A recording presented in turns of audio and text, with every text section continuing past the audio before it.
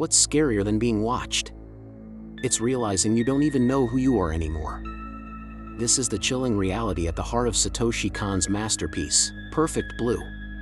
An essay film that asks what happens when the person you perform for the world starts to consume the person you are in private. Today, we're diving deep into the psychological labyrinth of this iconic anime, exploring how it masterfully blurs the lines between identity, fame, and reality.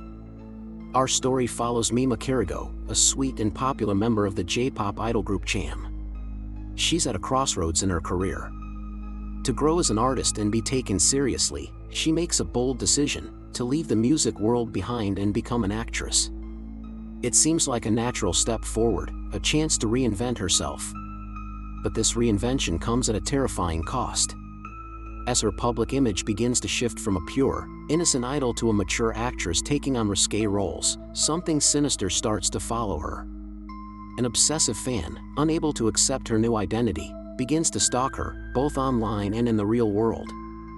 A mysterious website called Mima's Room appears, documenting her daily life with disturbing accuracy, seemingly written by her old, idol self.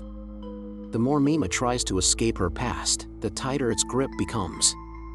This is where the true horror of Perfect Blue begins to unfold. Mima's life fractures into two separate, warring identities. There's the Mima on the television screen, smiling, professional, and embracing her new career.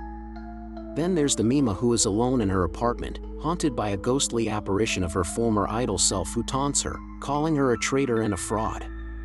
The pressure from fans who demand she remain their perfect, unchanging idol is immense. The internet, a new and unsettling force at the time the film was made, watches and judges her every move. Slowly, but surely, her sense of self begins to crack under the strain.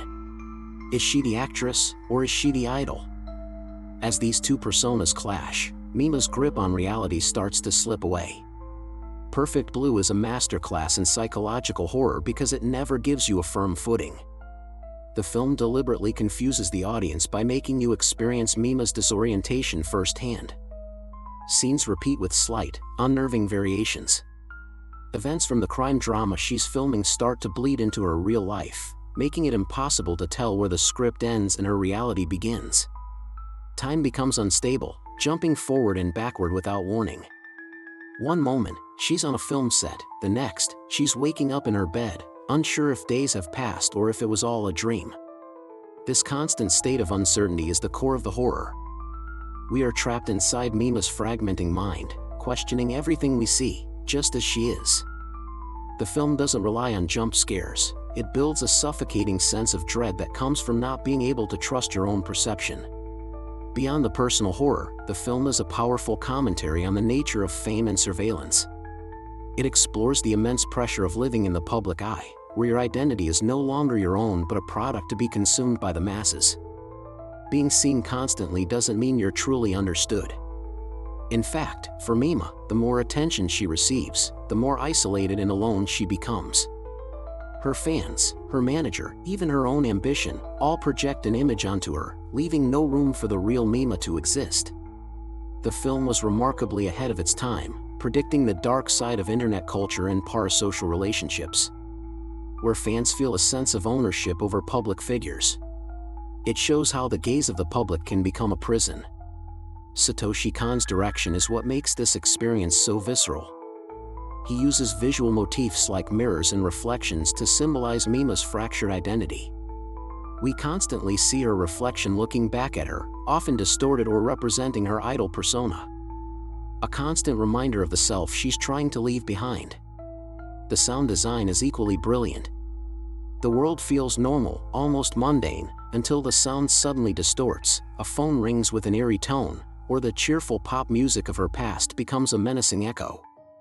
Even the quietest moments are filled with a palpable sense of threat, the feeling that she is always being watched. That she is never truly safe, not even in her own home. This atmospheric tension makes the entire film feel like a waking nightmare. In the end, Perfect Blue leaves us with a question that is more relevant today than ever before: if everyone else decides who you are, what happens to the real you? It's a terrifying thought. And it's what makes this film an unforgettable journey into the dark side of the spotlight. It's not just a horror movie, it's a profound exploration of identity in the modern world. Thank you so much for watching.